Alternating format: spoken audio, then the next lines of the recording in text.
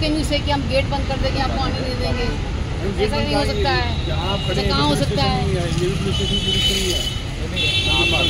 देख रहे हम लोग रात भर यहीं पर धरना दे रहे थे।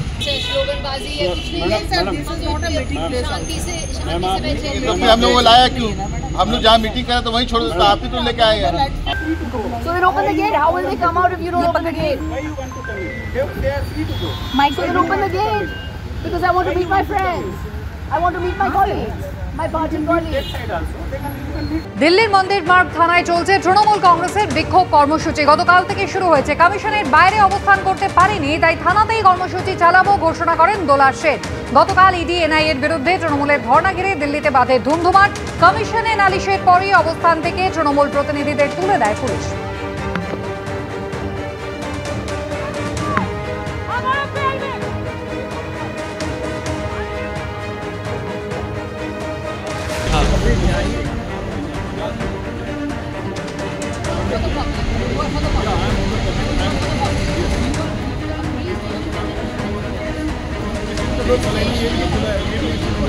How can you say कि हम गेट बंद कर देंगे, आपको आने नहीं देंगे?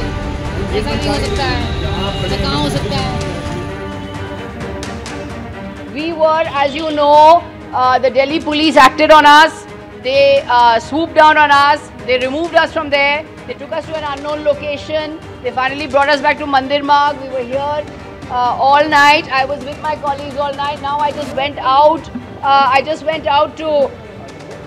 To just change, and now I find that I'm not being allowed to go back in. So and I brought food for my fellow members. So my fellow members are without food because I brought food for them. Okay. So now I don't know whether they are getting food क्या खाना खिला रहे हैं कि नहीं, मुझे तो मालूम नहीं है। সন্দেশখালীতে শীতুলিয়া পুলিশ ক্যাম্প, সেখানে পুলিশের ওপরে আক্রমণের ঘটনায় যে তিনজনকে ইতিমধ্যেই সন্দেশখালী থানা আটক করেছে তারা তিনজনেই তৃণমূল নেতা। অর্থাৎ তিনজন তৃণমূল নেতা তারা শীতুলিয়া পুলিশ ক্যাম্পে রাতের অন্ধকারে ঢুকে আক্রমণ করেছেন তিনজন পুলিশ কনস্টেবলের ওপর। এমনই চাঞ্চল্যকর অভিযোগ এই মুহূর্তে সামনে আসছে। আর এই ঘটনায় শতপ্রণোদিত মামলা রুজু করলো পুলিশ। কথা বলবো আমাদের প্রতিনিধি সমীরণ পাল আমাদের সঙ্গে রয়েছেন এই মুহূর্তে টেলিফোন লাইনে। সমীরণ, উল্লেখযোগ্য ঘটনা, প্রথমত জায়গার নাম সন্দেশখালী, যেখানে পুলিশের বিরুদ্ধে একাধিক অভিযোগ, আর সেখানে একেবারে রাতারাতি পুলিশ ক্যাম্পে ঢুকে যারা হামলা চালালেন তারা শাসক দলের নেতা। একেবারে কুসুমিতা যেটা জানা যাচ্ছে যে তিনজনকে দীর্ঘক্ষণ আটক করে জিজ্ঞাসাবাদ করা হচ্ছে। তাদের মধ্যে একজন হচ্ছে তৃণমূলের বুথ সভাপতি, অপর একজন যুব তৃণমূলের বুথ সভাপতি এবং অপর একজন তৃণমূল কর্মী, এবং তাদেরকে জিজ্ঞাসাবাদ করা হচ্ছে। পুলিশ যেটা জানাচ্ছে যে এখনো পর্যন্ত পুলিশ নিশ্চিত হতে পারছে না এরাই হামলা চালিয়েছিল কিনা বা কি কারণে হামলা চালানো হয়েছে। কেননা যিনি আক্রান্ত হয়েছেন সন্দীপ সাহা, তিনি আশঙ্কাজনক অবস্থায় কলকাতার বেসরকারি হাসপাতালে ভর্তি এবং তিনি কথা বলার মতো অবস্থাতে নেই, এবং তার অপর দুজন সহযোগী কনস্টেবল, তাদের মধ্যে একজন তার চিকিৎসার তদারকি করে ব্যস্ত রয়েছেন, অপর একজন রয়েছেন। তাদের সঙ্গেও এখনো পর্যন্ত ভালো করে পুলিশ আধিকারিকরা কথা বলে উঠতে পারেননি। অর্থাৎ ঠিক কি কারণে হামলা, পুরনো কোনো আক্রোশবশত হামলা কিনা বা অন্য কোনো কারণ আছে কিনা, এই সমস্ত দিক খতিয়ে দেখা হচ্ছে। এমনকি কোথায় হামলা চালানো হয়েছে সেই জায়গাটাও স্পষ্ট না। ক্যাম্পের ভিতরে ঘরের মধ্যে না শৌচাগারের রাস্তায়, সেই বিষয়টা এখনো পর্যন্ত পুলিশ আধিকারিকদের কাছে স্পষ্ট নয়। তবে এই মুহূর্তে যেটা জানা যাচ্ছে যে বসিরহাট পুলিশ জেলা সূত্র ধরে যে এই ঘটনার পরিপ্রেক্ষিতে পুলিশের পক্ষ থেকে স্বতঃপ্রণোদিত মামলা রুজু করার প্রক্রিয়া শুরু হয়েছে এবং এই ঘটনায় জড়িত সন্দেহ বেশ কয়েকজনকে দফায় দফায় জিজ্ঞাসাবাদ করা হচ্ছে। তাদের মধ্যে যে তিনজনকে টানা জিজ্ঞাসাবাদ করা হচ্ছে আটক করে, তাদের মধ্যে একজন তৃণমূলের বুথ সভাপতি, অপর একজন যুবক তৃণমূলের বুথ সভাপতি এবং আরো একজন তৃণমূল কর্মীও রয়েছে। এবং যেটা বিরোধীরা অভিযোগ করছেন, বিজেপির পক্ষ থেকে অভিযোগ করা হচ্ছে যে শেখ শাহজাহান, যার আঙ্গুলি এলানে গোটা সন্দেশখালী চলতো, অর্থাৎ শাহজাহানের যারা সহযোগী তারা এখনো সক্রিয় রয়েছেন, তারা মানুষের ওপর অত্যাচার চালাচ্ছেন, তারা অভিযোগ করছেন।